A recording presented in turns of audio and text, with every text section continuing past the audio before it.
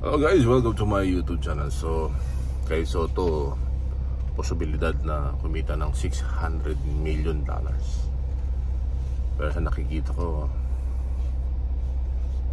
wala pa siya sa billing. Pero si AJ Edo naka 16 points.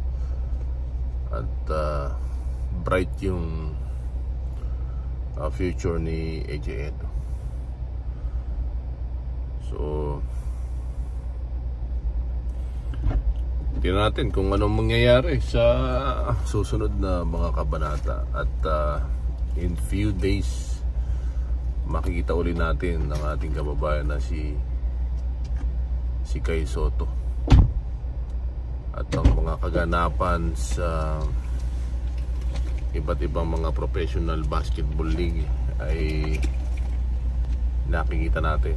Mamayag pag ang mga Pilipino sa KBL, sa B-League, sa Japan. At meron tayong mga Phil-Am na naglalaro sa International League.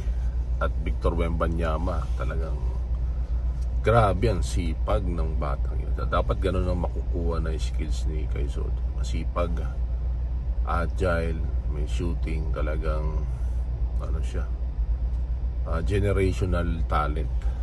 7'4", tumitira ng 3, tumitira ng nagdi-dribble na parang si KD. Kumbaga hindi natin nakita kina Morrison yun, kina Bradley, yung mga legend na matatangkad sa NBA before. So maganda yung work ethics ng bata. At hindi lang siya basta offensive player, pero ang ganda ng defensive skills niya at napakasipag at the age of 19. So yun yung isa sa mga tingin ko hinahanap ng isang NBA team.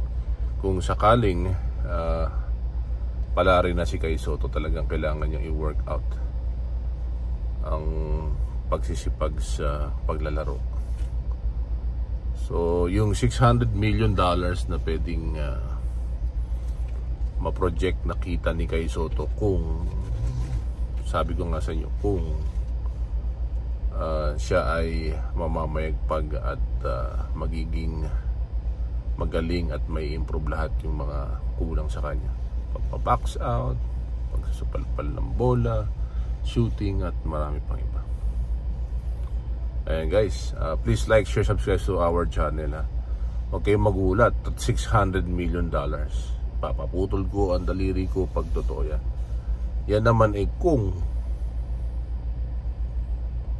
makuha siya sa NBA at mabigyan ng maraming kontrata. Yun namang $600 million, pwedeng accumulated siya within 10 to 15 years or less kung makuha siya sa NBA. So sa ngayon talagang maraming mga avid fan ang Kaiju, pero nawa makita talaga natin yung potential na meron si Kai Soto.